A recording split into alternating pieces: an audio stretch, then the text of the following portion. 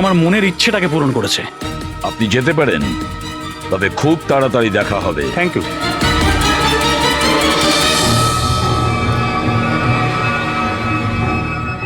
আপাতত আমরা কাউকেই অ্যারেস্ট করতে পারবো না।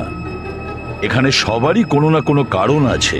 স্যার, হ্যাঁ স্যার, স্যার একটা কথা জানা গেছে।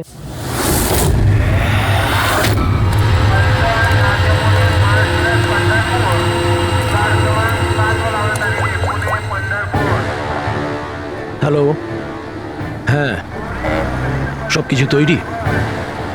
একটা কথা মনে রেখো, কোনো ভুলভ্রান্তি যেন না হয়। এই তো দাদা, চলে আসুন, বাস ছাড়বে, বাস ছাড়বে।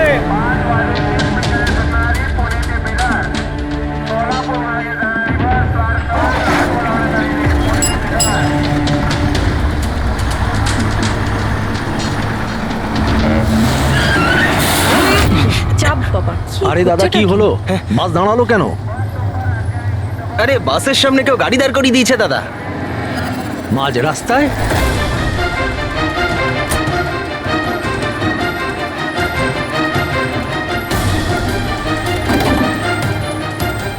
স্যার, আপনারা এখানে? শহর ছাড়ার খুব তাড়া দেখছি তোর। হ্যাঁ, অনেক প্রশ্নের উত্তর দিতে হবে তোকে। চল চল। স্যার, আমি কি করেছি স্যার? স্যার, আমার কথাটা তো শুনুন স্যার। স্যার, আমাকে কেন ধরছেন স্যার? স্যার স্যার কি করছেন স্যার? আমাকে কেন ধরছেন? আমি তো ছুটি নিয়ে দেশে যাচ্ছি স্যার। তোর রেকর্ড আমরা চেক করেছি। তুই তো আমাদের বলিসনি, হ্যাঁ, যে আয়েশার আগে তুই মিস্টার কুমারের জেট সিকিউরিটিতে ছিলি। হ্যাঁ স্যার, ওটাই তো আমার কাজ। আর আপনি তো জানেন যে সরকার আমাদের যেখানে পাঠায় সেখানে যেতে হয়। তোমার মোবাইলে কুমারের কল একবার নয় 3 বার, আয়েশার মার্ডারের ঠিক আগে। এটাও একটা কাজ। আপনারা ঠিক বলেছেন স্যার। কুমার আমাকে কল করেছিল, ও আয়েশা ম্যাডামের সঙ্গে কথা বলতে চাইছিল, কিন্তু আমি বারণ করেছিলাম স্যার। ও আমাকে টাকার লোভও দেখিয়েছিল, কিন্তু আমি তবুও কথা বলাইনি। প্রথমে দুবার বারণ করেছিলি তুই, আর তারপর রাজি হয়ে গেলি তুই। হ্যাঁ ম্যাডাম, এই কুমার স্যার আবার ফোন করছেন। হ্যাঁ, আমাকে কোনো বিপদের ব্যাপারে বলতে চাইছে। ফোনটা দাও। এই নিন। হ্যাঁ বলো। আমি জানতে পারলাম তুমি আমার জন্য চিন্তা করছো, কোনো বিপদ থেকে আমাকে উদ্ধার করতে চাইছো। How strange. আমি বলে দিচ্ছি, আমি তোমাকে খুব ভালো মতো চিনি। আর এই সমস্ত কার্যকলাপ না তুমি অন্য কারোর সাথে করো। আর এমনিতেও যদি আমি জেলে যাই, এই টাকাগুলো নিয়ে আমি কি করব? আচার দেবো? এই টাকাটা না তুমি তোমার কাছেই রাখো, এটা তোমারই সাহায্যে লাগবে। কোনো দরকার নেই এই ফোনটা আমাকে দেওয়ার। আমার সাথে গেম খেলার চেষ্টা করে যাচ্ছে, আর তুমি ওকে সাহায্য করছো। আমি কোথায় ম্যাডাম? আপনাকে সাহায্য করছিলাম তো। ঠিক আছে থাক, শুধু এইটুকুনি জেনে রেখো, তুমি যদি ওকে সাহায্য করো না, রক্ষা পাবে না। আমি সিবিআই কে বলে দেবো, যদি আমার কিছু হয় তাহলে সবার প্রথমে তোমাকেই অ্যারেস্ট করবে। তুই গেছিলি না আয়েশার ঘরে ঠিক ওর রুমে ঢোকার আগে? ওর বিউটি ক্রিমটাকে অ্যাসিড ক্রিমে বদলাতে খুব বেশি সময় লাগেনি নিশ্চয়ই, তাই না? এ আপনি কি বলছেন স্যার? আমার কথা বিশ্বাস করুন, আমি সত্যি বলছি। যদি তুই সত্যি কথাও বলিস না, তাহলেও এই কেস যতক্ষণ না সলভ হচ্ছে তুই আমাদের হেফাজতে থাকবি, বুঝলি? এখন চল, নিয়ে চল ওকে, চল চল। আরে স্যার, স্যার স্যার আমি কিছু করিনি স্যার, ছেড়ে দিন স্যার, প্লিজ স্যার। হ্যাঁ পুরবি, বলো। স্যার, ওই ফুটেজটা যেটা ও সিবিআই কে পাঠিয়েছে, সেটা ওই ঘর থেকেই শুট করা হয়েছে যেখানে ওর খুন হয়েছিল। তার মানে আয়েশার বেডরুমে? হ্যাঁ স্যার, ওরই বেডরুমে। আসলে এই ফুটেজটা 1 বছর আগের। ফার্নিচার বদলানো হয়েছিল, তাই বোঝা যাচ্ছিল না। Are you sure? স্যার 100%, এটা সেই ঘরটাই। হ্যাঁ, একটা ভাইটাল ইনফরমেশন দিলে Purabi. Thank you so much. Purabi বলল যে আয়েশা মিনিস্টার আর মিস্টার কুমারের স্টিংটা ওই রুমেই করেছে। আর যদি এটাই হয়, ক্যামেরা ওই ঘরেই কোথাও লুকানো আছে। তার মানে ক্যামেরা এখনো ওখানেই আছে।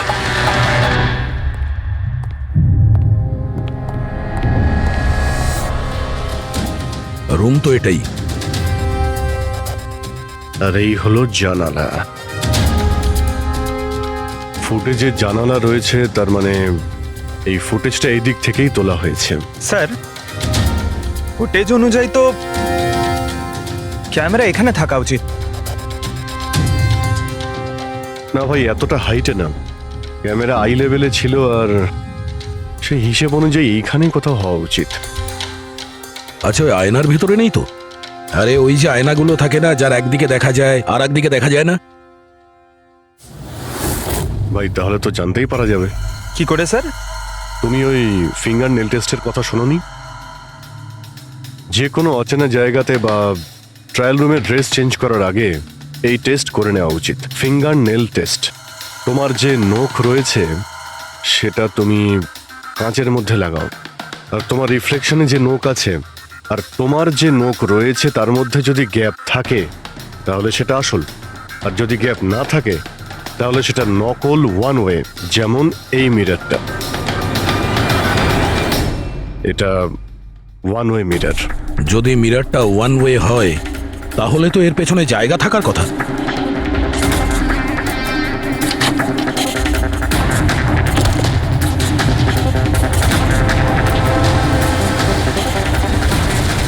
অভিজিৎ,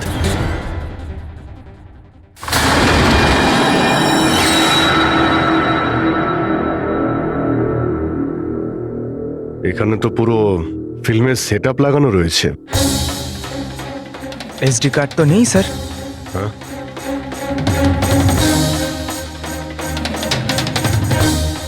লকার খালি।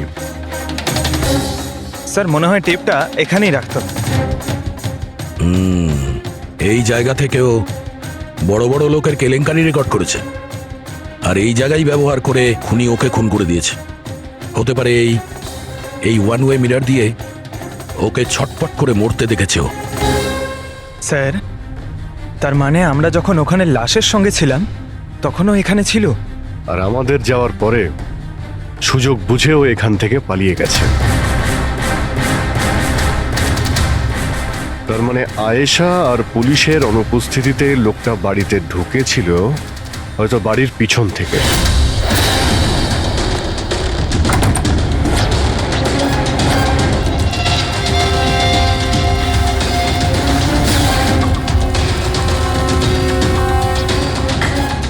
ও আয়েশার বিউটি ক্রিমটাকে সরিয়ে বিষাক্ত ক্রিমটা রেখে দেয়, আর তারপর ভিতরে ঢুকে বসে থাকে। তার মানে ও চোখের সামনে আয়েশা ওই ক্রিমটা লাগিয়েছে, আর একটু বাদে ছটফট করতে করতে মরে গেছে। তারপর পুলিশ আর রাখি এখানে আসে, তখনও ভেতরে ছিল। তারপর আমরা এখানে এসেছি, তখনও ও ভেতরে ছিল। তারপর রাত্রে সুযোগ পেতেই ও টেপগুলো নিয়ে এখান থেকে পালিয়ে গেছে, মনে হচ্ছে ওই রাস্তা দিয়েই। কিন্তু স্যার মেইন গেটে তো পুলিশ দাঁড়িয়ে ছিল, ও মনে হয় পেছন থেকেই পালিয়েছে। এমন তো কিছু নয় স্যার, কিন্তু হ্যাঁ স্যার, প্রায় ধরুন মাঝরাতের দিকে গাড়ির চাকার এরকমই একটা আওয়াজ শুনতে পেয়েছিলাম। শব্দটা কোথা থেকে হয়েছিল মনে আছে তোমার? এই তো স্যার, এই পেছনের দিক থেকে, কিন্তু একবারই পেয়েছিলাম স্যার, আর দ্বিতীয়বার শুনিনি স্যার। ঠিক আছে, থ্যাংক ইউ।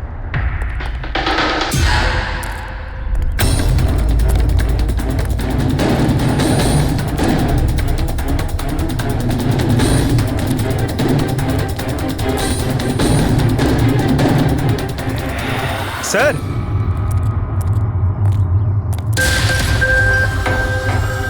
স্যার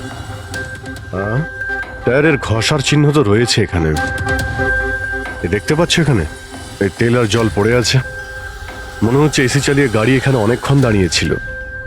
আর তারপর গাড়ি এখান থেকে বেরিয়ে গেছে। ওই কনস্টেবল এই গাড়িরই এই টায়ারের আওয়াজ শুনেছিল। যদি গাড়িটা এখানে অপেক্ষা করেই থাকে তাহলে হঠাৎ এমন কি হলো যে তাড়াহুড়ো করে চলে গেল? স্যার মনে হয় কেউ দেখে ফেলেছিল, ওই জন্য ভয়তে পালিয়ে গেছো। পয়েন্ট আছে। এখানে আশপাশটা জিজ্ঞাসা করে দেখি।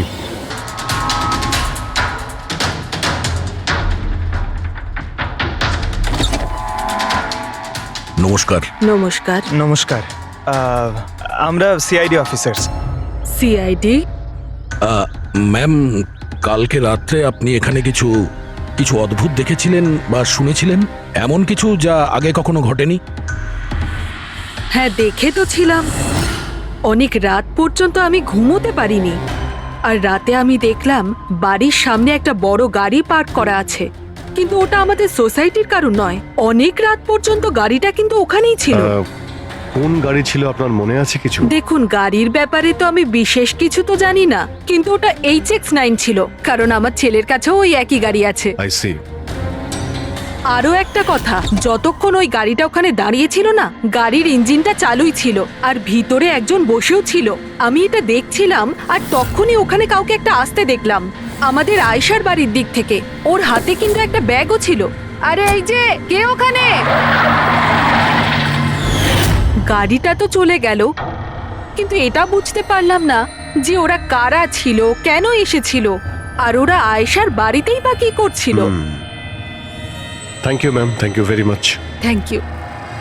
স্যার, তার মানে খুনির সঙ্গে আর একটা লোক ছিল যে গাড়িতে বসে অপেক্ষা করছিল। লাখ টাকার গাড়ি ছিল। কি মনে হচ্ছে কে হতে পারে? সন্দেহের তালিকা এখন ওই তিনজনই রয়েছে। আরটিও থেকে খোঁজ নিয়ে দেখি এই গাড়িটা এই তিনজনের মধ্যে কার কাছে রয়েছে। স্যার, এই ধরনের দামি গাড়ি 3 জনের কাছে আছে। কি?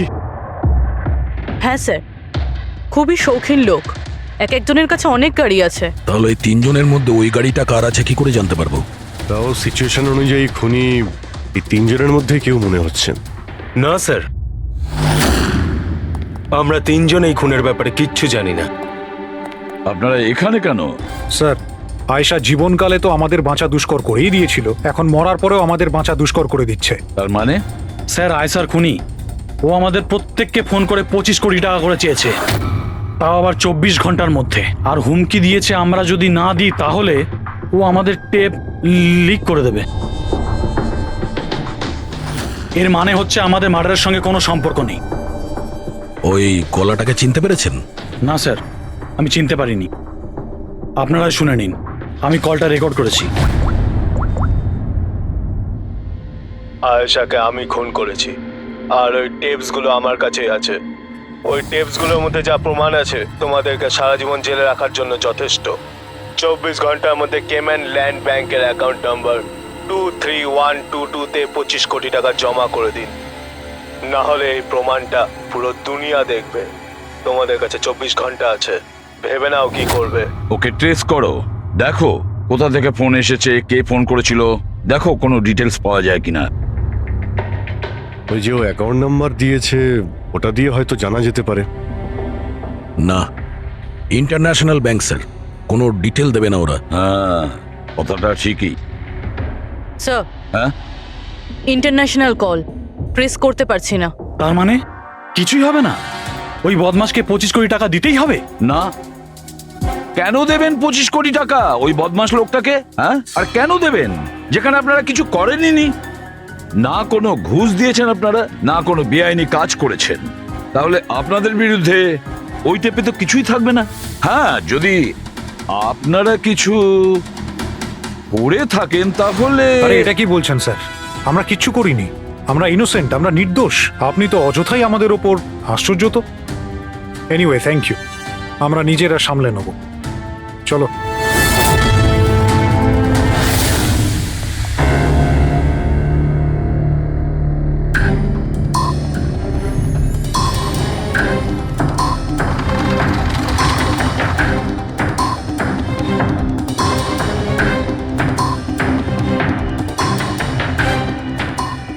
সারিকা, এই রুমটাকে খুব ভালো করে চেক করতে হবে। খুনি এখানে ঘন্টার পর ঘন্টা ছিল, তার মানে এখানে কোনো না কোনো জিনিস নিশ্চয়ই পাবো আমরা, যেটা দিয়ে ওর ডিএনএ টেস্ট করা সম্ভব।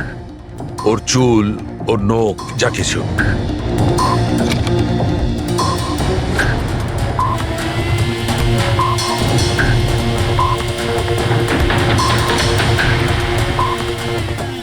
এক মিনিট সারিকা, হ্যাঁ, একটা ফোর্সেপ দাও।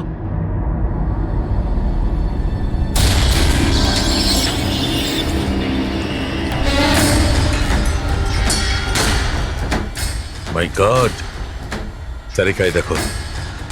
Contact lenses? Yes, contact lens. কিন্তু কিন্তু আয়েশার চোখ তো একদম ঠিক ছিল। আমি নিজেও রিপোর্টস চেক করেছি, না ও চশমা পরতো আর না কন্ট্যাক্ট লেন্স। তবে এই কন্ট্যাক্ট লেন্সটা কার হতে পারে? খুনির? না না, খুনির হতে পারে না।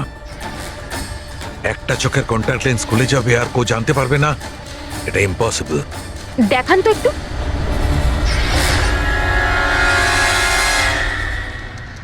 বেশ হাই পাওয়ারের লেন্স। High power lens. কিছু তো আছে এই রুমে। একে তো এই ঘরটা চারিদিক থেকে বন্ধ, কোনো জানলা নেই, কোনো ভেন্টিলেটর নেই। হ্যাঁ? ও ওহো, কি হয়েছে? সারিকা, তুমি জানো তো ওই কালার স্টেন কেমিক্যাল বানানো হয় যা দিয়ে ঘাম টেস্ট করা যায়? হ্যাঁ জানি। গুড। এক কাজ করো, তুমি কালার স্টেন কেমিক্যাল বানাও। খনি এখানে এই ঘরের মধ্যে ঘন্টার পর ঘন্টা ছিল, আর আমাদের অল্প সময়ের মধ্যে এত ঘাম হয়ে গেল। খনির তো খুব ঘাম হয়েছিল। ইয়েস, এই ঘামটাকে চেক করব, তার থেকে জানা যাবে যে খনি কোথায় ছিল, দাঁড়িয়ে ছিল না বসে ছিল না কিভাবে ছিল, সব কিছু। ওই র্যানসাম কলের কোনো মানেই হয় না, ওই কল বোগাস হতে পারে। হ্যাঁ স্যার, কারণটা আমাদের কেস থেকে সরানোর জন্য আর টাকা কামানোর জন্য। এই তিনজনের মধ্যে কেউ আয়েশাকে খুন করে আর ওই টেপটাকে চুরি করে, আর সে বাকি দুজনকে কল করে ব্ল্যাকমেল করছে। কিন্তু স্যার, সে কে? স্যার, আমার তো মনে হয় কুমার হতে পারে। ও ভীষণ রকচটা, যে কারো খুন করতে পারে। আর ওই বাকি দুজন, ওরাও কম যায় না স্যার। এই তিনজনের যেমন পয়সাও আছে তেমন ক্ষমতাও আছে এদের। খুনি এই তিনজনের মধ্যেই কেউ হবে স্যার। আর খুনির একজন সঙ্গীও আছে, যে ওই বাইরে গাড়িতে বসে খুনির জন্য অপেক্ষা করছিল। হ্যাঁ, হবে তো এই তিনজনের মধ্যেই কেউ, আর এমন একজন যে আয়েশাকে খুব কাছ থেকে চিনতো। এক্স্যাক্টলি, সেজন্য ও জানতো যে আয়নার পেছনেও আরো একটা রুম আছে, আর আয়েশা কোন ক্রিম ব্যবহার করতো সেটাও ও জানতো। স্যার, এর মানে ওই গোপন জায়গার ব্যাপারে খুনি ছাড়া আর কেউ কিছু জানতো না। এক্স্যাক্টলি। তাহলে স্যার? তাহলে আবার কি করবে দয়া? ধরে ফেলো ওদের। ওদের প্ল্যানিং এই, ওদেরকে ফাঁসাতে হবে।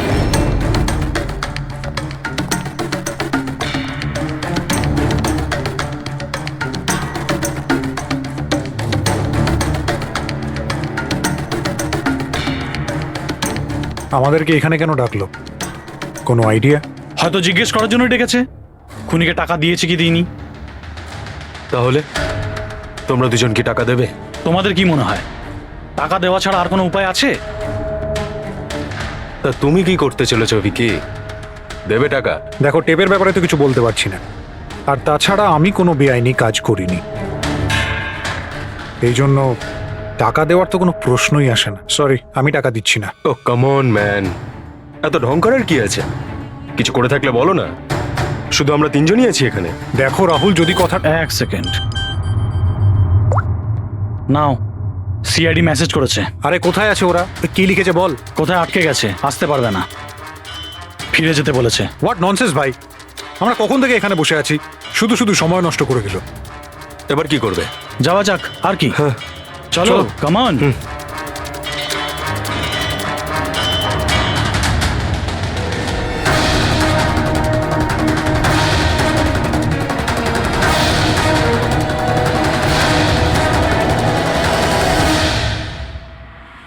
এই সে।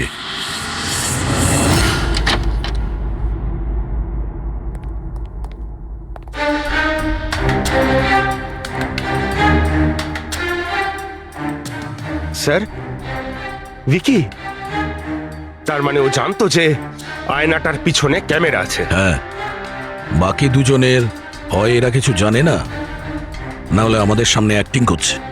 স্যার, আমার তো এই বিকিকেই সন্দেহ হচ্ছে। এবার কি করব? নজর রাখা যাক এর উপর, কোনো না কোনো ভুল নিশ্চয়ই করবে। হ্যাঁ সারিকা, কালার স্টেন কেমিক্যাল রেডি। ঠিক আছে, চলো।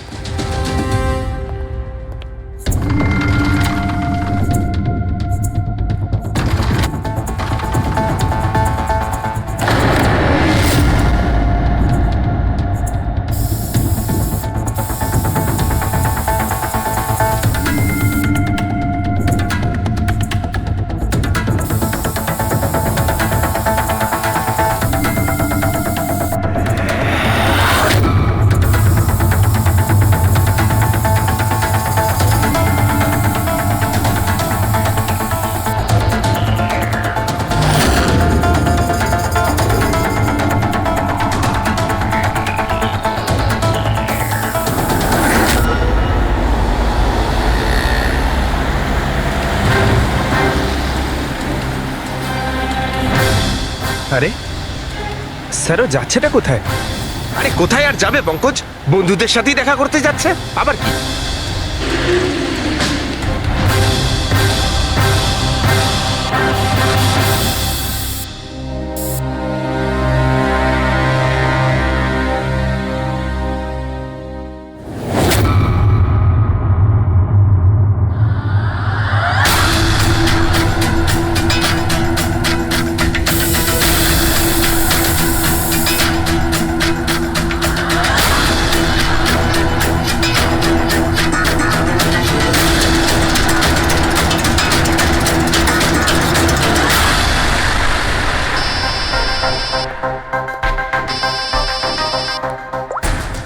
হ্যাঁ স্যার, কা বলো। গুড, কিছু পেলে? মেঝেতে? মেঝেতে শুয়েছিল? মেঝেতে কেন? ওকে ওকে, ঠিক আছে স্যার, কা আমি তোমাকে পরে ফোন করছি। বাই। ওই 2 দিন আগে আমি 1124 লাস্টটা এনেছিলাম। হ্যাঁ স্যার। কোথায় ওটা? ওর মুখটা দেখতে হবে। এই যে স্যার।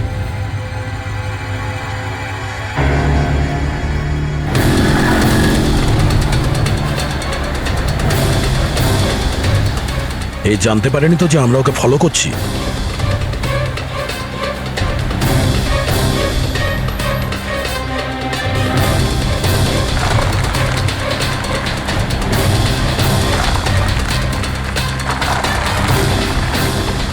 স্যার, এটা সত্যি সত্যি বাড়িতে ঢুকে গেল। ভেবেছিলাম ও কোনো বন্ধুর সাথে দেখা করবে। হ্যাঁ অভিজিৎ। কি? ডক্টর সালুকে বলে দিয়েছেন যে খুনি কে? কে? ও হ্যাঁ, আমরা এই ভিকিকে ফলো করতে করতে ওর বাড়ির কাছে পৌঁছে গেছি। ঠিক আছে, আমরা ওয়েট করছি। অভিজিৎ আসছে।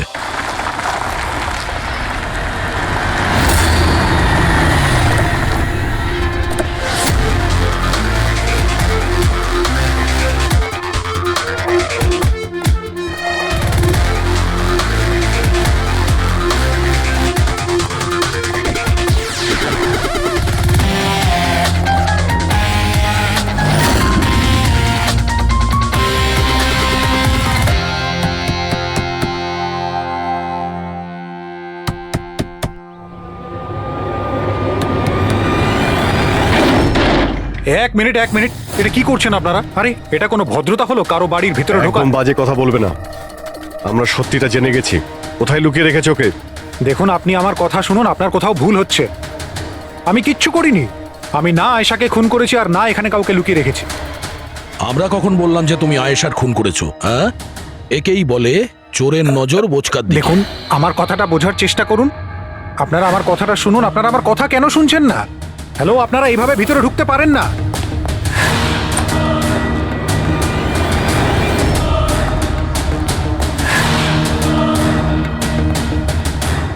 এখানে তো কেউ নেই। আমি বলছি আপনাদেরকে এখানে কেউ নেই, প্লিজ। আরে বন্ধ করুন এগুলো। এইভাবে ভিতরে আপনারা ঢুকতে পারেন না। Hello, excuse me. হ্যালো, আরে ওপরে কিচ্ছু নেই স্যার। আরে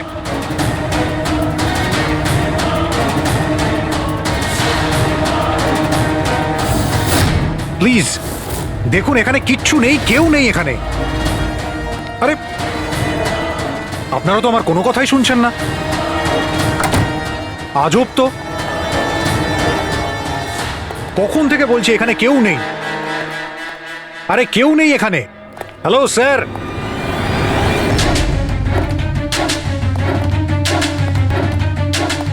দেখুন আমার কথাটা শুনুন প্লিজ। শুনুন, দেখুন দেখুন, আমি আপনাকে বলছি আমি আয়েশাকে খুন করিনি। প্লিজ আমার কথাটা বোঝার চেষ্টা করুন, আমি সত্যি বলছি। আমরা জানি যে তুমি আয়েশাকে খুন করনি। তাহলে আপনারা এখানে কি খুঁজছেন? 1 মিনিট, সব জানতে পারবে।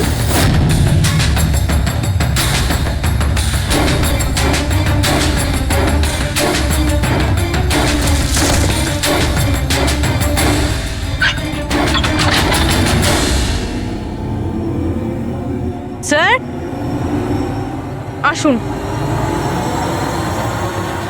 আয়েশা দেবী, আপনার খেলা শেষ, চলে আসুন। সালুনকে স্যার আগেই বলে দিয়েছিল তুমি বেঁচে আছো।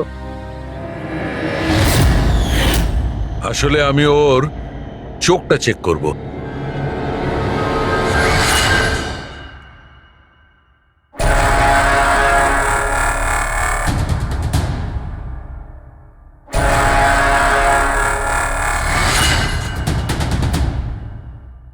আমি যেটা ভেবেছিলাম সেটাই ঠিক।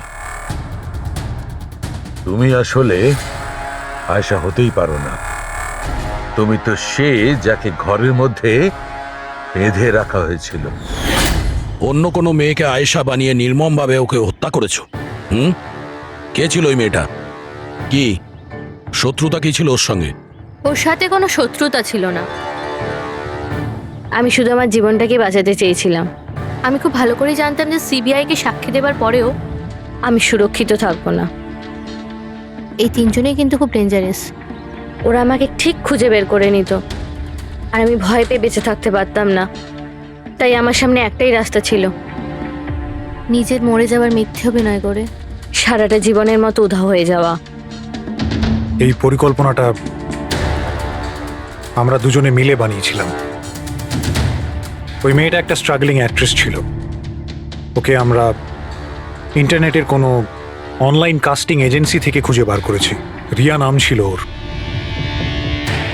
ওকে এই জন্যই সিলেক্ট করেছিলাম কারণ ওর হাইট, ওয়েট সব কিছুই আয়েশার মতো ছিল। আমরা ওকে মিথ্যে মিটিংয়ের অজুহাতে বাড়িতে ডাকি, আর ওকে অজ্ঞান করে দিই, আর ওকে বেঁধে ওই গুপ্ত রুমে রেখে দিই।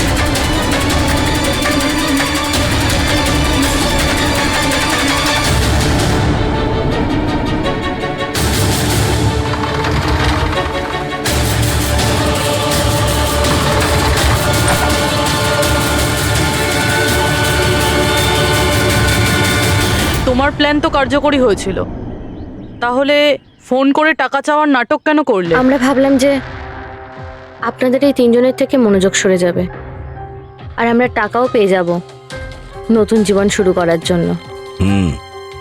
প্রয়োজনের থেকে বেশি চালাকি আর লোভ তোমাদের নিজেদের জালেই ফাঁসিয়ে দিয়েছে।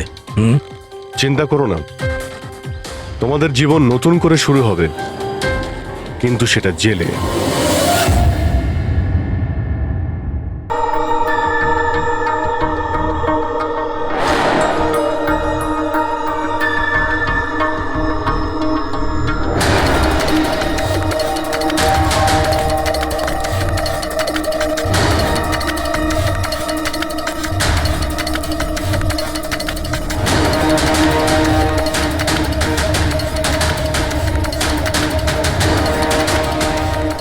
তোকে আজ মেরেই ফেলবো আমি।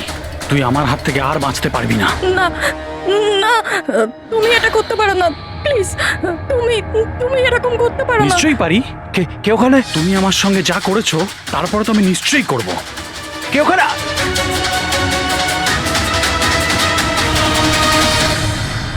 বাঁচাও, বাঁচাও, প্লিজ, প্লিজ হেল্প, বাঁচাও। তুমি এটা করতে পারো না, প্লিজ। কেউ আছো, কেউ আছো, বাঁচাও, please, please help, please, please বাঁচাও। ওখানে কে আছে? প্লিজ হেল্প, হেল্প, কেউ বাঁচাও আমাকে, প্লিজ। কেউ আছো, কেউ আছো, প্লিজ বাঁচাও আমাকে, প্লিজ, হেল্প, কেউ আছো? শোনো, শোনো, প্লিজ, লেগে যাবে আমার। এই কি করছো? এই তোমার হাতে ওটা কি? তুই নিজের কাজ কর। এই দেবো তোকে টাকা। এই, তুমি এটা কি করছো? তোর মতো মেয়েরা না আমার কাছে ছাড়ো শুধু ওকে, টাকাই পাস। ছেড়ে দাও। বললাম না সর এখান থেকে। গান ছাড়, গান ছাড়, লেগে যায় বলছি। গান ছাড়, গান ছাড়।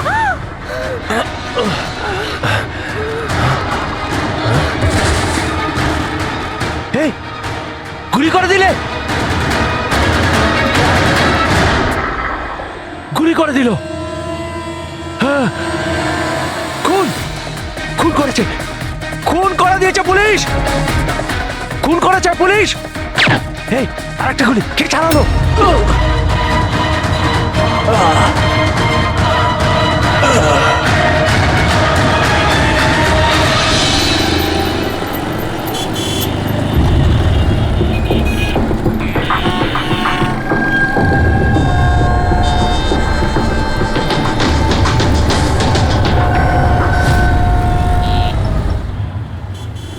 মাফ করবেন, খুন আপনি দেখেছেন? কিন্তু আপনি দেখলেন কি করে?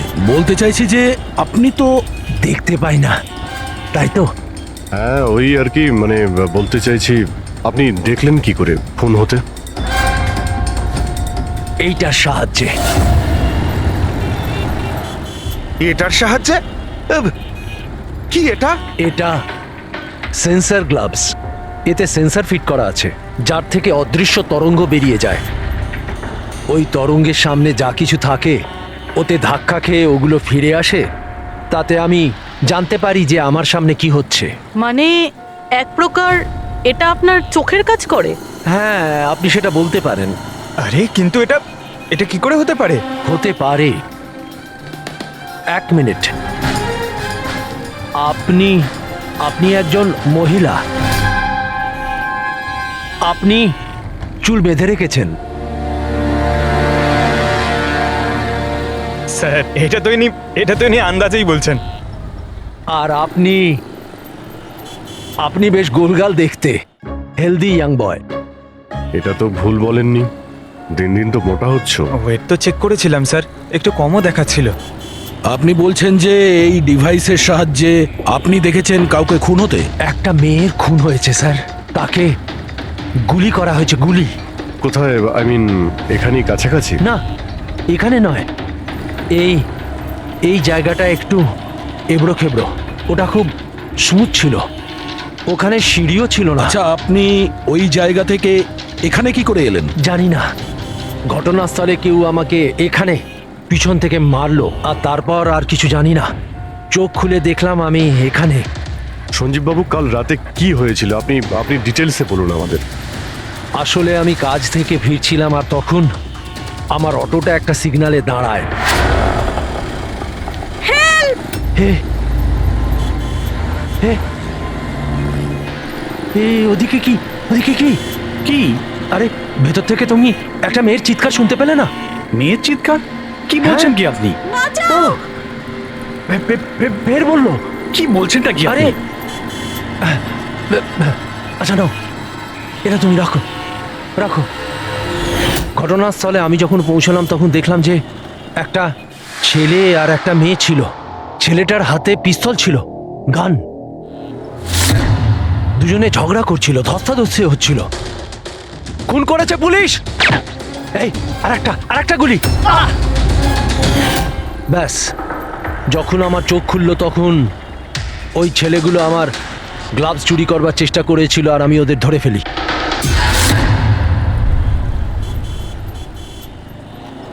আর আপনি অজ্ঞান হয়ে যাওয়ার পরে খুনি আপনাকে এখানে নিয়ে এসছে আর এখানে ফেলে পালিয়ে গেছে? হ্যাঁ, হতে পারে। আচ্ছা, ওই জায়গাটা কোথায় যেখানে মেয়েটার গুলি লেগেছিল?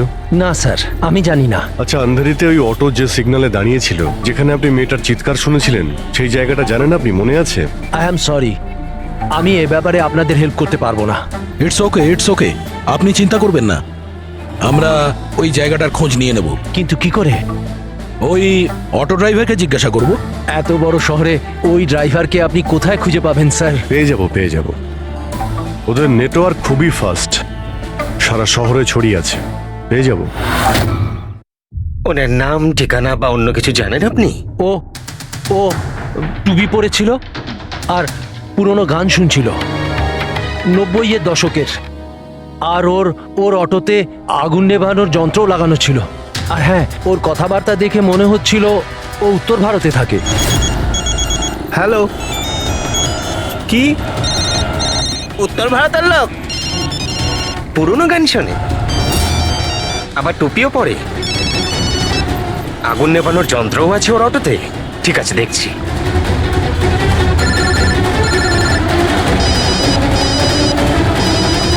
হ্যালো হ্যালো রাজু, হ্যাঁ ভাই, সিআইডি অফিসারের একজন অটো চালককে খুঁজছে যে টুপি পরে আর ওর গাড়িতে নাকি একটা আগুন নেভানোর যন্ত্র লাগানো আছে। টুপি ঋষিদ হবে ভাই। হ্যাঁ রাজু বল। ঋষিদ, কাল রাতে কি আন্ধেরির কোনো সিগন্যালে ছিলিস? হ্যাঁ ছিলাম তো। বল, ওখানে কোনো প্যাসেঞ্জার নেমেছিল নাকি? হ্যাঁ, কিন্তু ও তো অন্ধ ছিল। কি হয়েছে নাকি বল? আরে ওর সাথে একটা দুর্ঘটনা ঘটে গেছে। সিআইডির লোকেদেরকে নিয়ে এসেছে, তোর সাথে দেখা করতে চায়। সিআইডি? সঞ্জীব বাবু, দেখে বলুন তো যে এই অটোওয়ালা কিনা। মনে পড়ছে কিছু আপনার? হ্যাঁ স্যার, ইনিই তো ছিলেন। হ্যাঁ, এই ছেলেটা। স্যার, আমি কিছু করিনি স্যার, আমি কোনো চিৎকার শুনিনি স্যার। হ্যাঁ স্যার, ইনি চিৎকার শুনেছিলেন, কিন্তু আমার স্ত্রী অসুস্থ ছিল, আমার হসপিটাল যাওয়ার ছিল, তাই আমি ওনাকে ছেড়ে চলে গেছি। আরে ভয় পেও না, তোমায় কেউ কিচ্ছু বলবে না। তুমি বলো এই লোকটাকে তুমি কোথায় নামিয়েছিলে? এই তো এই সিগন্যালে ছেড়েছি স্যার। তারপর ওই সিগন্যাল থেকে কোন দিকে গিয়েছিলেন উনি? এই সামনের গলিটার মধ্যে স্যার। ঠিক আছে, তুমি যাও। Thank you very much, thank you. আসুন সঞ্জীব বাবু। অটোওয়ালা আপনাকে এই গলির মধ্যে আসতে দেখেছিল। এখানে দুটো রাস্তা আছে, একটা এটা আর একটা ওটা।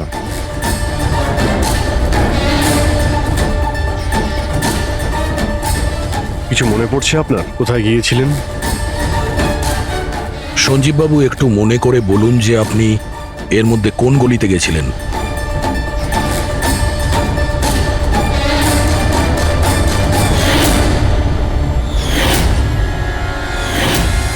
একটা পাখির মতো দেখতে মূর্তি ছিল।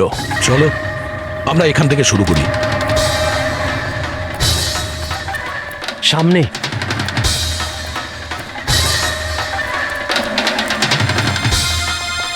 স্যার, এই দেখুন। সঞ্জীব বাবু, দেখুন তো এই মূর্তিটাই কিনা। হ্যাঁ হ্যাঁ, এটাই। অভিজিৎ স্যার, মূর্তি। গুড, এই যে এইটাই। আচ্ছা, এর পরে সঞ্জীব বাবু, এরপর মনে আছে আপনি কোথায় গিয়েছিলেন? 3টে গোল দেখতে পেয়েছিলাম। তোমরা ওই দিকটা দেখো, আমরা এদিকে যাচ্ছি।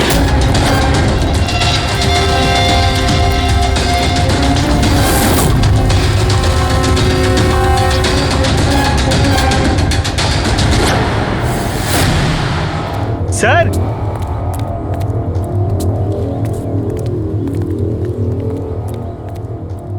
হ্যাঁ, এটা রাউন্ড শেপ, একটা নিচে আর একটা। এরপর এরপর এরপর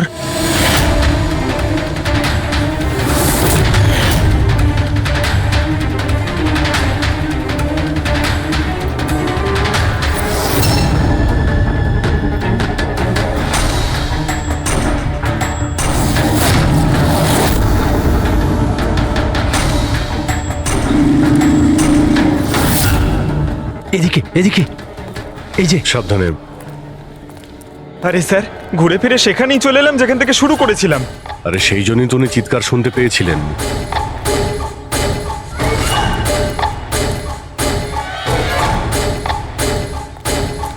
স্যার, এই জায়গাটা একেবারে জনবসতির মাঝখানে, তাহলে গুলি চলার আওয়াজ কেউ শুনতে পাইনি কেন?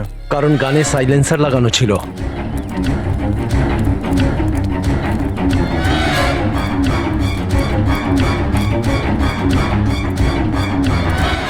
আসুন, একটা স্টেপ আছে, সাবধানে।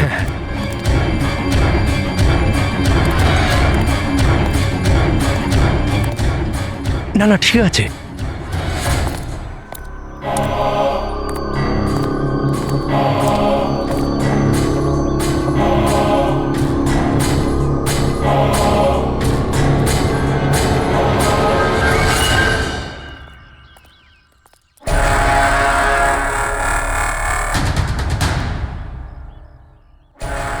কি হলো? আপনারা দাঁড়িয়ে পড়লেন কেন? কি আছে? লাশ পেলেন? সঞ্জীব বাবু, আপনি বলেছিলেন গুলিটা কোনো মেয়ের লেগেছিল। হ্যাঁ হ্যাঁ, মেয়ের গায়ে লেগেছিল। আমি তাকে ছুঁয়ে দেখেছিলাম। ওর গুলি লেগেছিল, রক্ত বেরোচ্ছিল। কেন বলুন, কি হয়েছে? লাশ এখানে আছে, কিন্তু কোনো মেয়ের নয়, কোনো ছেলের। কি?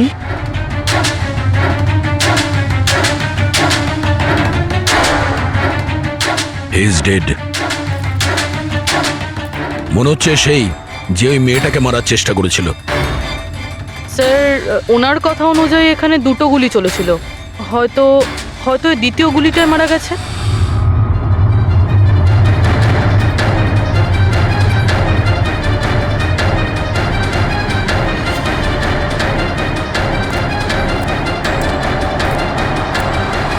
স্যার, স্যার এখানেও তো রক্ত পড়ে আছে। ওটা যদি ওর রক্ত না হয় তাহলে এই মেয়েটার হতে পারে। গুলি তো ওর এখানেই লেগেছিল স্যার। যদি মেয়েটার এখানে গুলি লাগে তো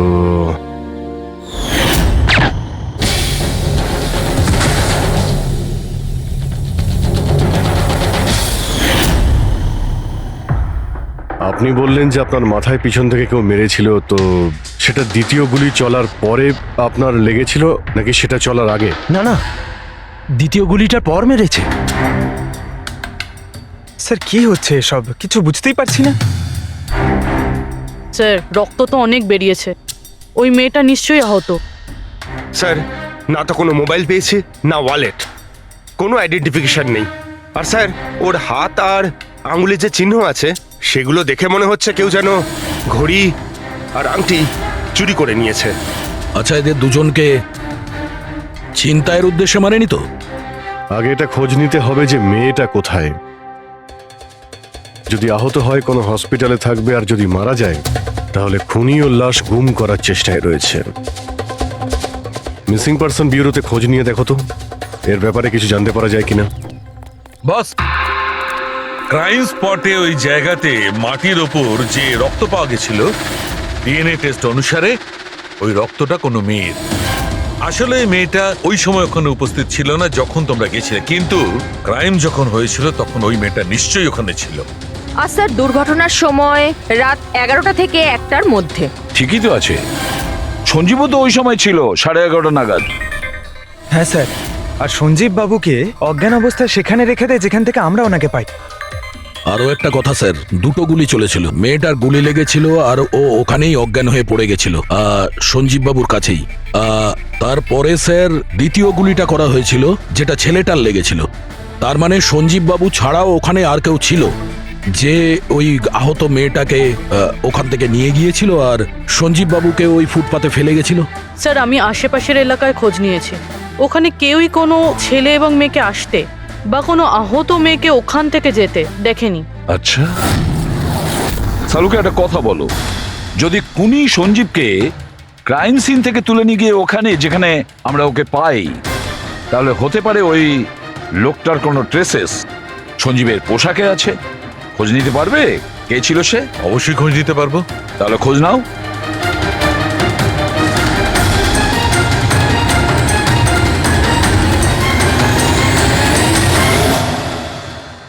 স্যার, লাশ শনাক্ত করা গেছে। ওর নাম হলো অনিকেত স্যার, আর ওর বাড়ির লোকজনও হারিয়ে যাওয়ার রিপোর্ট লিখিয়েছিলেন। অনিকেত, দেখুন আপনার ভাই অনিকেতের বডি আমরা বন্ধ কারখানায় পেয়েছিলাম। আপনারা কি বলতে পারবেন উনি কেন এখানে এসেছিলেন? আপনার ভাইয়ের খুন হয়েছে, আশা করব আপনারা আমাদের কাছে কিছুই লুকোবেন না। যদি আপনারা সত্যি না বলেন তাহলে আমরা তো খুনিকে ধরতেই পারবো না। স্যার, এরকম কিছু নয় স্যার। গত কয়েকদিন ধরে খুবই অদ্ভুত বিহেভ করছিল। অদ্ভুত মানে? প্রায় বাইরে থাকতো স্যার, সারাদিন। আমরা অনেকবার জিজ্ঞাসা করার চেষ্টা করেছি, কিন্তু কিচ্ছু বলতো না। গতকাল সকালেও 11টা নাগাদ চলে গেছিল। কোথায় গেছিল কিচ্ছু বলেনি। সারা দিন ধরে স্যার ঘরে ফেরেনি। সকালে উঠে দেখি সারা রাতেও বাড়ি ফেরেনি। তারপরে গিয়ে আমি পুলিশের কাছে কমপ্লেন করি। তো সারাটা দিন ফোনে কোনো কথা হয়নি? স্যার আমি ওকে সারাদিন ধরে ফোনে কল করছিলাম কিন্তু ফোনেই পাচ্ছিলাম না ওকে। এরকম কবে থেকে চলছিল? স্যার জানি না কবে থেকে, গত কয়েক বছর ধরে তো সিঙ্গাপুরেই ছিল, এই তো কিছু মাস আগেই ইন্ডিয়া এলো, তখন থেকেই এরকমই বিহেভ করছিল। সিঙ্গাপুরে কি কাজ করতেন ইনি? ওখানে হোটেলে জব করতো। এ বিবাহিত ছিল? না স্যার, বিবাহিত ছিল না। কোনো মেয়ের সাথে এর সম্পর্ক ছিল? কারণ মরার আগে ও কোনো মেয়ের সঙ্গে ঝগড়া করছিল। জানি না স্যার, আমরা কিছুই জানি না এর কোনো মহিলার সঙ্গে কোনো অ্যাফেয়ার বা বন্ধুত্ব আছে কিনা, কিছুই জানি না। স্যার স্যার এনাদের থেকে অনিকেতের নাম্বার নিয়ে আর কল রেকর্ডস চেক করি স্যার, তাতে জানতে পারি যে একটাও মেয়ের নাম্বার নেই স্যার, শুধু ছেলেদের সঙ্গেই কথা বলতো, আর বেশিরভাগই ওর সঙ্গে যারা কাজ করতো তাদের। আর স্যার মৃত্যুর আগেও ও কাউকে ফোন করেনি নিজের ফোন দিয়ে। কোনো মেয়ের নাম্বার পাওয়া যাচ্ছে না, এটা তো খুব অবাক কাণ্ড। স্যার খুবই সাদাসিধে লোক ছিল, শুধু নিজের কাজ নিয়েই ব্যস্ত থাকতো। ঠিক আছে, আপনারা যেতে পারেন। যদি দরকার হয় আপনাদের ডেকে নেব।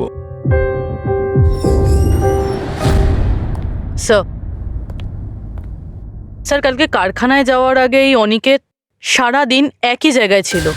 কোন জায়গায়? Sir coffee shop. স্যার এর ক্রেডিট কার্ডের বিল থেকে এটা প্রমাণিত হয় যে এ সারা দিন ওই কফি শপে ওর ক্রেডিট কার্ড সোয়াইপ করেছিল। হ্যাঁ স্যার, ওর ফোনের লাস্ট লোকেশন ওই কফি শপই ছিল। কোন কফি শপ ছিল ওটা? Pillow coffee shop. যাও ওই পিলো কফি শপে আর খোঁজ না ও সারাদিন বসে কি করছিল। স্যার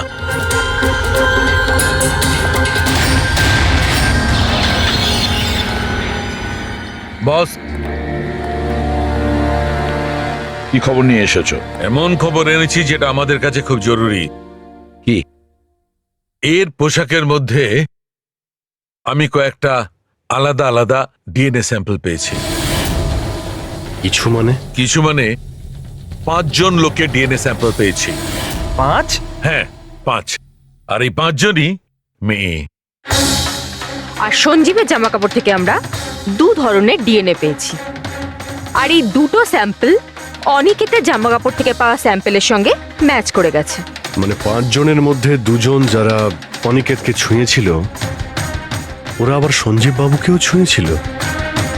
তার মানে অভিজিৎ, এই পুরো কাজটা দুটো মেয়েই করেছে।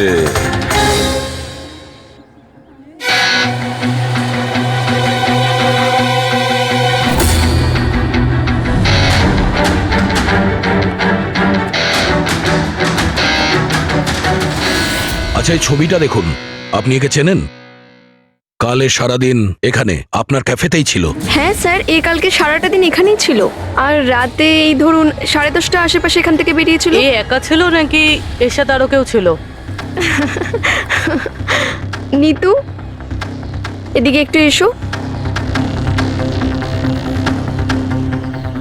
এই ফটোটা একটু দেখো, এ কালকে এখানেই ছিল না? এনাদেরকে এটা বলো যে কালকে একা ছিল না, কারোর সাথে ছিল। ইনি তো অনিকেত। ইনি কখনো একা আসতেন না, সবসময় ভিড় নিয়ে আসতেন, মহিলা আর মেয়েদের ভিড়। আর শুধু কালই নয়, ইনি আমাদের রেগুলার কাস্টমার, প্রায়ই এখানে আসেন। আচ্ছা ও রোজ একই মেয়ের সাথে আসতো না আলাদা আলাদা? আলাদা আলাদা আসতো স্যার, আর দিনে কম করে 3 থেকে 4 জন। খুবই পাকা খেলোয়াড় ছিলেন ইনি। একবার তো আমি ওনাকে জিজ্ঞাসাও করেছিলাম যে এতগুলো মেয়ের সাথে বন্ধুত্বটা হলো কি করে, তো উনি আমাকে বলেছিলেন যে ওনার মোবাইলে একটা অ্যাপ আছে, কোনো ডেটিং অ্যাপ, ওখানেই ওনার এই মেয়েগুলোর সাথে পরিচয়।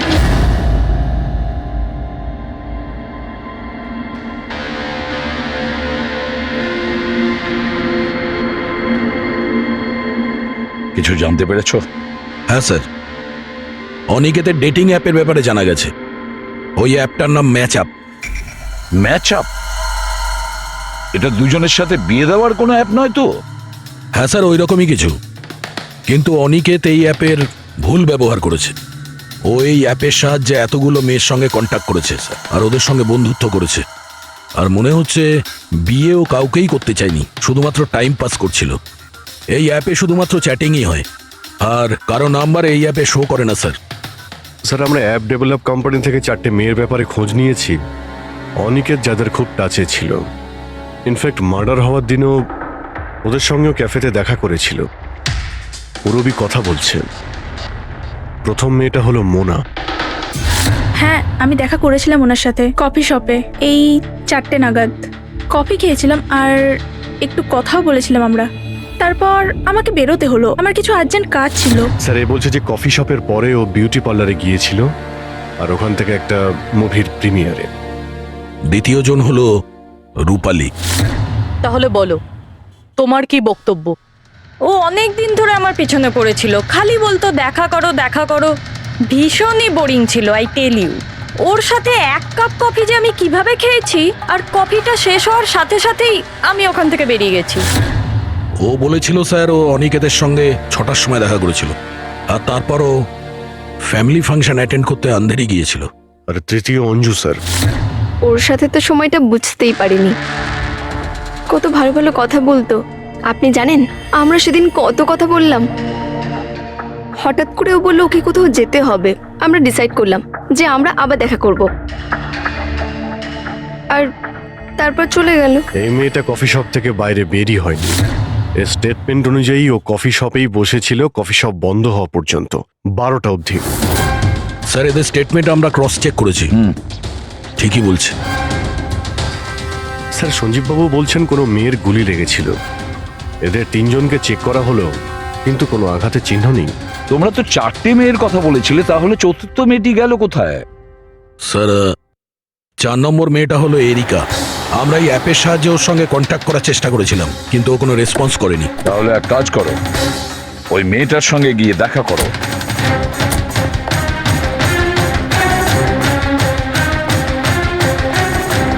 রজত, তাড়াতাড়ি রেডি হও। আর কত সময় নেবে? এতটা সময় তো মেয়েরাও নেয় না। আসছি বাবা, জাস্ট 2 মিনিট। Excuse me. হ্যাঁ বলুন, কাকে চাই? এরিকা।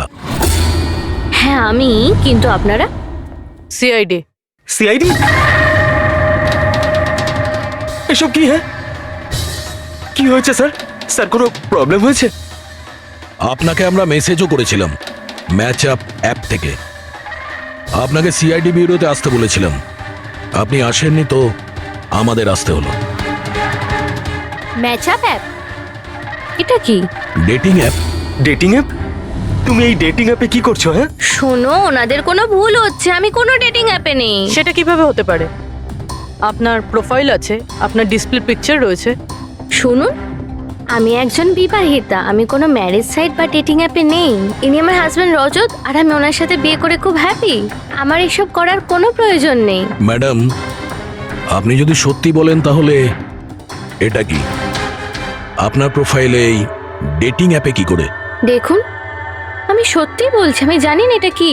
আমি এরকম কোনো প্রোফাইলই বানাইনি। তো আপনি এটা বলতে চাইছেন যে আপনার নামে কেউ ফেক আইডি বানিয়েছে? আচ্ছা, আপনি কোনো অনিকেত নামে কাউকে চেনেন? অনিকেত? এই লোকটা? না স্যার, আমি একে চিনি না। স্যার কি করছেন আপনারা? কেন আমাদেরকে ডেকেছেন? আমরা আপনাদের বলিনি, কিন্তু অনিকেত, যার সঙ্গে আপনারা কফি শপে দেখা করেছিলেন, ওর খুন হয়ে গেছে ওই রাতেই। কিন্তু স্যার, আমরা ওকে কেন মারবো? আমরা তো ওকে ঠিকমতো চিনতামই না। ইনফ্যাক্ট এই ঘটনার কিছুদিন আগে তো ওর সাথে চ্যাট হয়েছিল আমার অ্যাপে। হ্যাঁ, আর ওই দিনই তো আমি প্রথমবার দেখা করেছিলাম ওর সাথে। আর আমার সাথে তো ওর সেরকম কোনো শত্রুতাও ছিল না। আর আমি তো ওই অ্যাপেই নেই, এমনকি আমি ওকে চিনিও না। ওই অ্যাপের প্রোফাইলে আপনার পার্সোনাল পিকচার ছিল। সেই পিকচার আপনার ফোন থেকেই নেওয়া হয়েছিল। কোনো স্ট্রেঞ্জারের কাছে আপনার ছবি কিভাবে আসবে? ম্যাম, আমি জানি না আমার ছবি কিভাবে ওর কাছে গেল। আমার ফোন কিছুদিন আগে হারিয়ে গিয়েছিল। ফোন চুরি হয়ে গেছে? কোথায়? স্যার ঠিক জানি না, মনে পড়ছে না। কোনো ব্যাপার না, আপনারা কিছুক্ষণের জন্য আমাদের সাথে কোঅপারেট করুন, আমরা জেনে যাব খুনিকে। ফ্রেডি,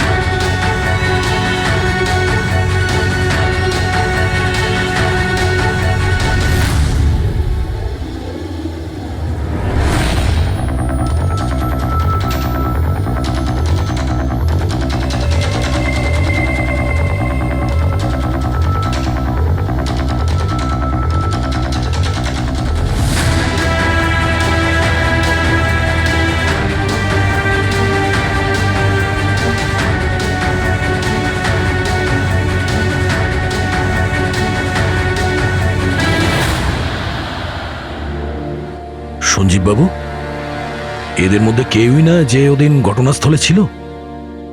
এদের মধ্যে কেউ নয়। ঠিক আছে, আপাতত আপনারা যেতে পারেন। Thank you.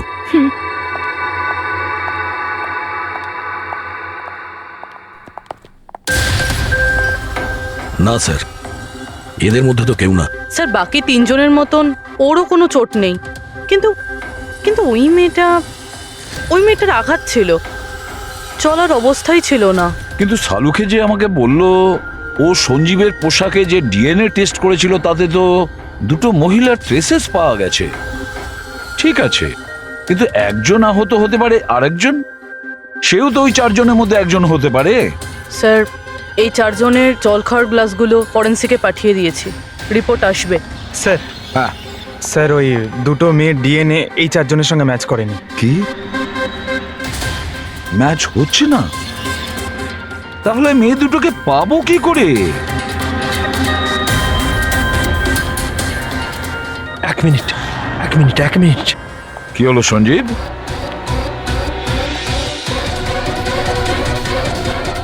এসিপি স্যার, আমি এই গন্ধটা চিনি। গন্ধ? আমার আফটার শেভ মনে হয় স্যার। না না, এটা ওই গন্ধ যেটা আমি ঘটনাস্থলে পেয়েছিলাম, একদম ওটার মতো। কফি আর চা?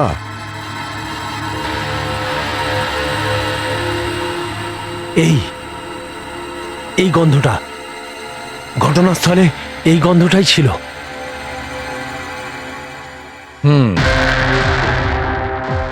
আর আমি পঙ্কজের জামার হাতার ওপরে কফির দাগ পেয়েছি। হ্যাঁ স্যার, ওই সকালে কফি বানাচ্ছিলাম না, তাই একটু পড়ে গেছিল। তার মানে ডক্টর সালুখে ওই ক্রাইম সিনে কফি আর চায়ের মিশ্রিত একটা গন্ধ ছিল। ক্রাইম সিনে না খুনির কাছে? চা আর কফির মিশ্রিত কোনো স্মেল তখনই আসে যখন সে বারবার চা আর কফি বানায়, যেমন কোনো কুক বা কেউ কফি শপে কাজ করলে, যেমন পিলো কফিতে। পুরো একটা কাজ করো, এরিকাকে জিজ্ঞেস করো যে ওর ফোন পিলো কফি শপের আশেপাশে হারিয়েছিল কিনা।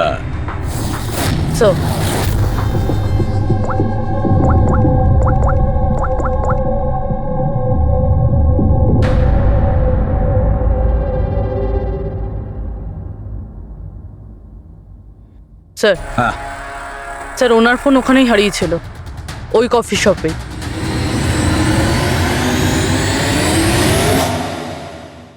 এই মেয়েটা এখানে প্রায়ই আসে না? হ্যাঁ, এনাকে দেখেছি তো এখানে। এর ফোনটা হারিয়ে গেছে, তো এর ফোনটা যখন হারিয়েছিল এখানে ডিউটিতে কে ছিল?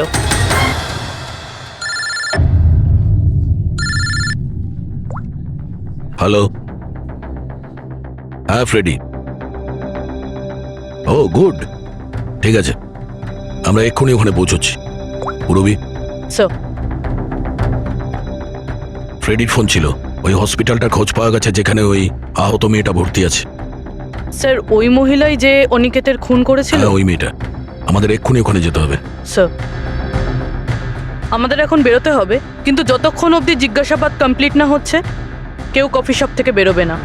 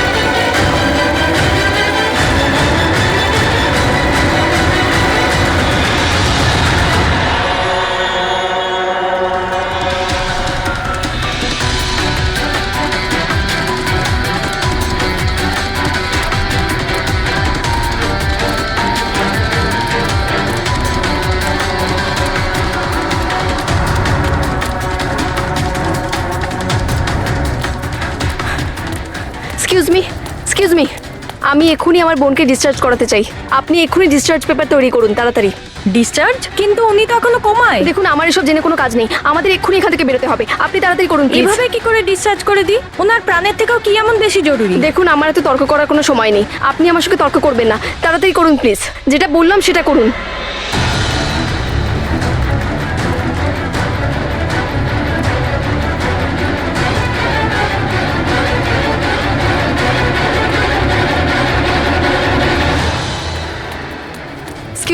এক্সকিউজ মি, আমার দিদি স্বপ্নাকে এক্ষুনি ডিসচার্জ করাতে হবে, এক্ষুনি। ওর বিলের টোটাল অ্যামাউন্টটা বলবেন প্লিজ। Excuse me. মনে হয় খুব তাড়া আছে তোমার।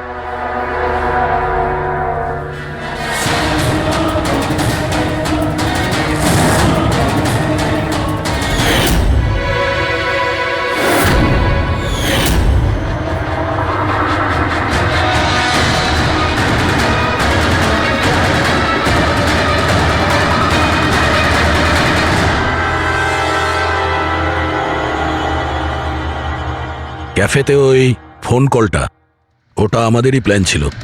আমরা এটাই দেখতে চাইছিলাম যে ওই আহত মেয়েটার মিথ্যে খবরের জালে কে ফাঁসে। আর তুমি ফেসে গেলে। এটাও ভাবলে না যে সিআইডি তোমাকে ফলো করছে। তুমি নিজেই আমাদের এখানে নিয়ে এসেছো, আর তাই পালিয়ে কোনো লাভ নেই। সেই জন্য তোমার জন্য এটাই ভালো হবে, নিজের অপরাধ স্বীকার করে নাও।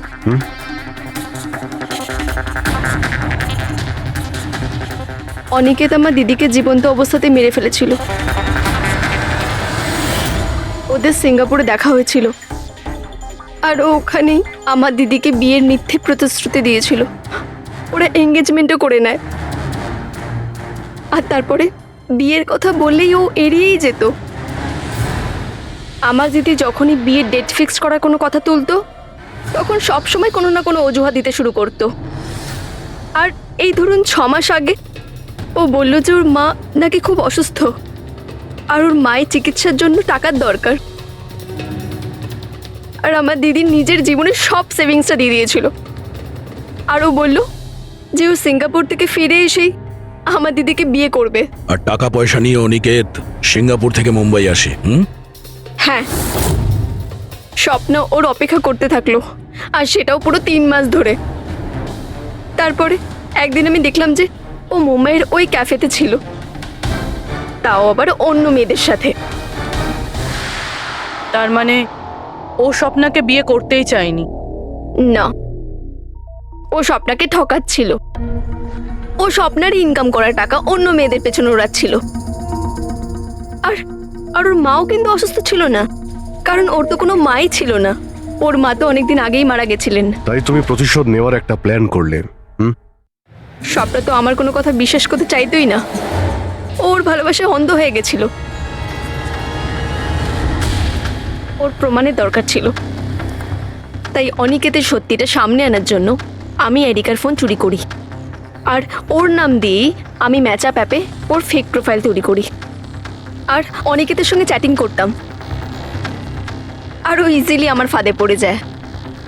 তারপরে আমি ওকে ওই ফ্যাক্টরিতে আসতে বলি, আর তার সাথে স্বপ্নাকেও আসতে বলি, যাতে ও নিজের চোখে সবকিছু দেখতে পাক। কিন্তু ওই দিন যখন আমি ওখানে গেছিলাম, তখন আমি দেখলাম যে... এটা কি করছো তুমি? হিসেবটা শেষ করে দিচ্ছি। তুমি আমার সাথে যা করেছো তারই শাস্তি এটা। আমি সব জানি তুমি আমার টাকা কোথায় কোথায় খরচ করেছো, আর কত মেয়ের জীবন তুমি নষ্ট করবে। Aniket, please drop the gun. Aniket please, টাকা চাই তোর? তুমি এটা কি করছো? বেরো এখান থেকে, চুপচাপ বেরো এখান থেকে। আরে ছাড়ো ওকে, ছেড়ে দাও। ওকে বললাম না বেরো এখান থেকে।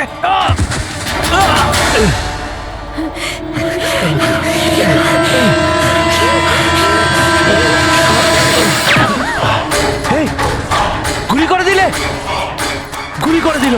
হ্যাঁ, খুন খুন করে দিয়েছে পুলিশ। এই আরেকটা গুলি কে চালালো? আরেকটা গুলি চালিয়েছে পুলিশ।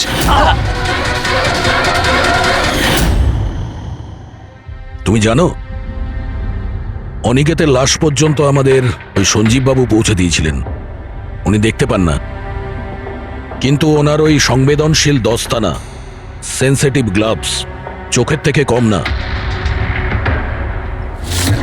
প্রতিশোধ নেওয়ার জন্য তুমি অনিকেতকে খুনই করে দিলে, কিন্তু এখন তো সারা জীবন জেলেই কাটবে। আর তোমার বোন স্বপ্না, যার জন্য তুমি এই সব করলে, সে তো আগে থেকেই কোমাতে রয়েছে। আর যেদিনও কোমা থেকে ঠিক হবে সেদিন তোমার কাছেই যাবে, জেলের গরাদের পিছনে।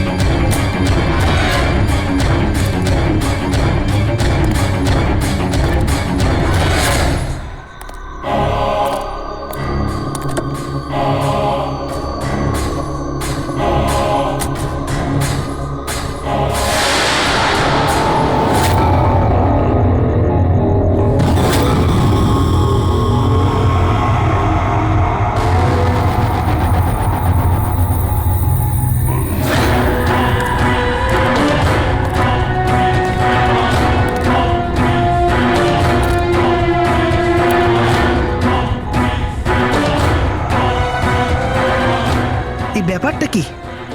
এই লাল বিন্দুটা বারবার মুভ করছে কেন?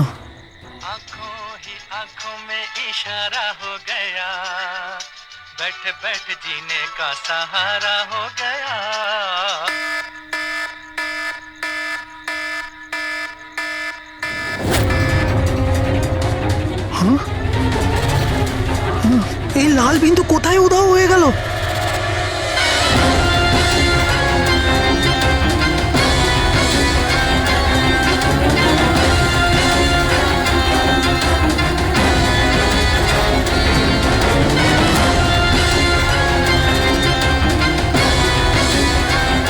এটা যাই হোক না কেন, এটা আমার দিকেই আসছে।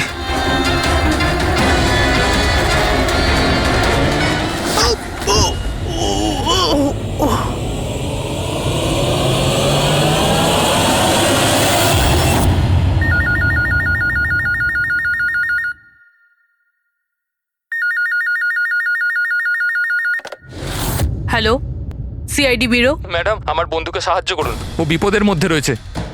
কি বলছো কি তুমি? কি হয়েছে তোমার বন্ধু? ম্যাডাম, শশাঙ্ক কাল রাত থেকে নিরুদ্দেশ, ওর কোনো খোঁজ খবর নেই। তুমি মিসিং কমপ্লেন লিখিয়েছো? ওতে কিছু হবে না ম্যাডাম, ওতে কোনো লাভ নেই। আমি জানি ওর কিছু একটা হয়েছে।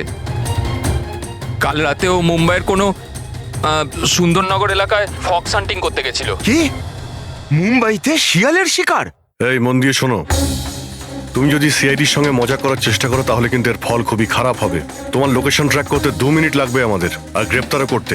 আমি সত্যিই মজা করছি না স্যার, সত্যিকারেরই ওর প্রাণ সংশয় রয়েছে। আপনি প্লিজ যান, ওকে খুঁজুন। ওর নাম জিজ্ঞেস করো। তুমি কে বলছো? স্যার, আমার নাম রাজীব কুমার। রাজীব, এই ফক্স হান্টিং এটা কি? স্যার, আমি আপনাকে ওই ব্যাপারে পুরো ডিটেলসে বলবো, কিন্তু তার আগে কিছু হয়ে না যায়। আপনি প্লিজ সুন্দরনগর যান এবং ওকে খুঁজুন। রাজীব শোনো, 1 মিনিট। রাজীব, হ্যালো।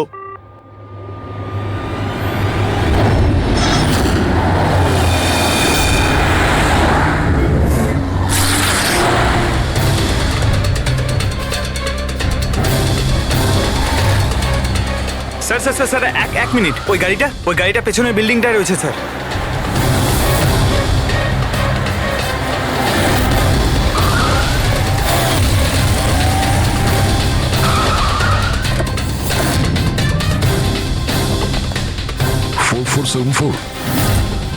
স্যার, শশাঙ্কর গাড়ির নাম্বার তো এটাই। যদি এটা ওর গাড়ি হয় তাহলে তো ও এখানেই থাকবে।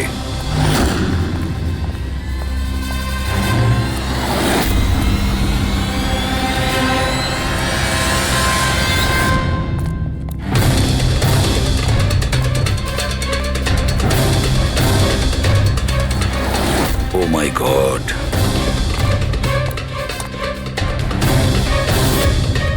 হি ইজ ডেড স্যার। বন্ধু যা ভয় পেয়েছিল তাই হলো।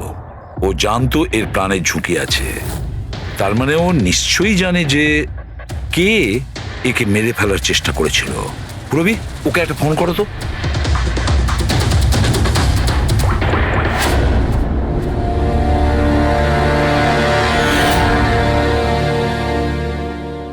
স্যার, হ্যাঁ, দুটো গুলির শেল .38 ক্যালিবার। স্যার স্যার এই রাজীব ফোনই তুলছে না। স্যার, এই রাজীবের প্রাণেরও সংশয় নেই তো? স্যার স্যার একটা কথা বুঝতে পারছি না, কেউ শহরের এই এলাকায় কেউ শেয়ালের শিকার কেন করতে আসবে? শিকারী নিজেই শিকার হয়ে গেল। এখানে তো আমার যত দূর চোখ যায় আমি একটাও শিয়াল দেখতে পাচ্ছি না। ঠিক, পঙ্কজ চুপ করো। এই ফক্স হান্টিং একটা সিক্রেট কোড। এর রহস্য শুধু রাজীবই ভেদ করতে পারে। রাজীবের বাড়ি গিয়ে খোঁজ নিতে হবে।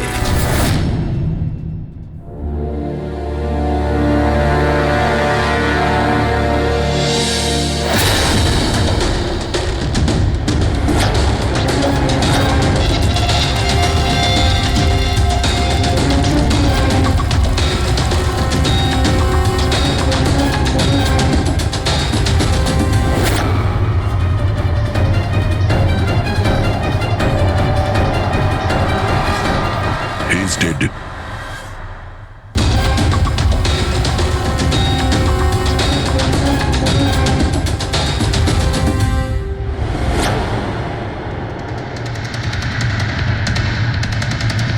স্যার এ রাজীব স্যার, এ ওর বন্ধুর প্রাণ বাঁচানোর জন্য আমাদের ফোন করেছিল, তাই কেউ একে মেরে ফেলেছে।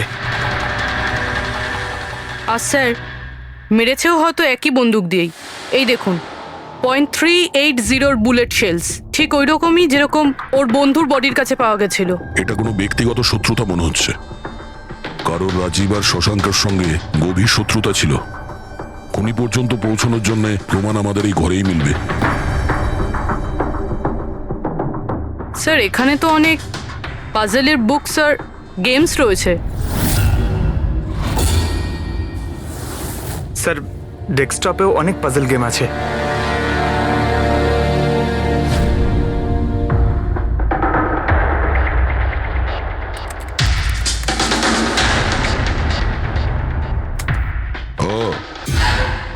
মনে হচ্ছে এই রাজীবের পাজল সলভ করার খুব নেশা ছিল। এই দেখো, ওর এই ল্যাপটপে এই পাজল গেমের ওয়েবসাইট খোলা আছে। কিন্তু স্যার এই পাজেলের ওয়েবসাইটে আছেটা কি? রবি, মনে হচ্ছে এই ওয়েবসাইট একটা গ্রুপের মতন, এই পাজল প্রেমীদের গ্রুপ। এই ওয়েবসাইটে যতগুলো মেম্বার আছে তাদের সবার পাজল সলভ করার শখ। এই দেখো, এখানে এই পাজলের ছবি দেওয়া আছে, আর এখানে এই আলাদা আলাদা রকমের পাজলের খেলার কথা হয়। এটা কি? এই শশাঙ্ক এই ওয়েবসাইটের মেম্বার ছিল? হ্যাঁ তাই তো স্যার, কিন্তু বেশি পুরনো মেম্বার ছিল না। এ আগের মাসেই ওয়েবসাইট জয়েন করেছিল। স্যার তার মানে ফক্স হান্টিংটাও একটা পাজল, যেটা সলভ করে আমরা খুনিকে পাবো। হ্যাঁ পঙ্কজ, মনে হচ্ছে এই ফক্স হান্টিং এর পরের সূত্রটা আমরা ওই শশাঙ্কর বাড়ি থেকেই পাবো।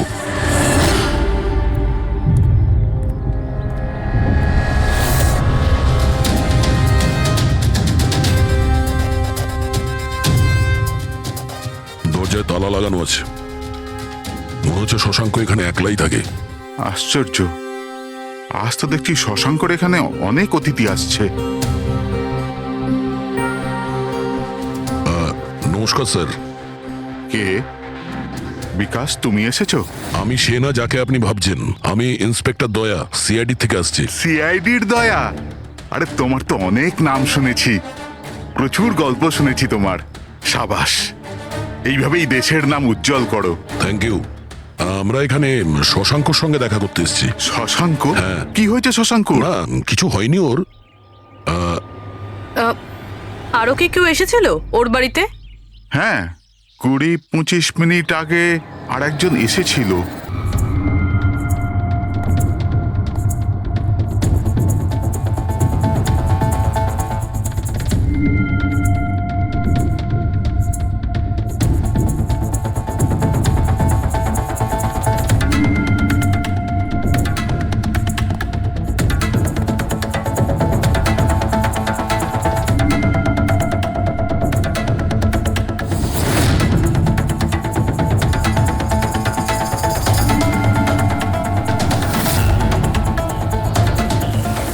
ইলেকট্রনিক গ্যাজেটস, এই ইনস্ট্রাকশন ম্যানুয়াল দেখে তো মনে হচ্ছে এই শশাঙ্ক একজন ইঞ্জিনিয়ার ছিল, কোন রকম বিশেষ রকমের গেজেট আবিষ্কার করার পেছনে পড়েছিল। হ্যাঁ স্যার, এখানে তো এত রকমের সার্কিট বোর্ড আর এই শর্ট ফিল্ম রেডিও আছে, এই দেখুন।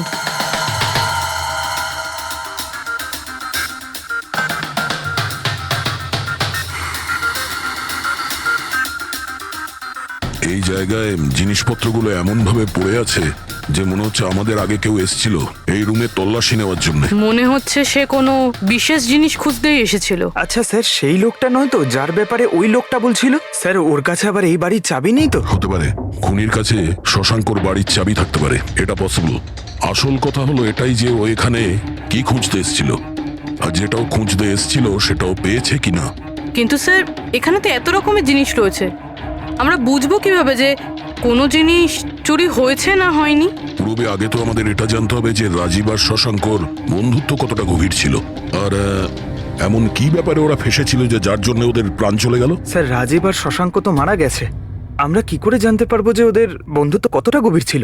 জানা যাবে ওই পাজল ওয়েবসাইটের বাকি মেম্বারদের থেকে জানতে পারবো।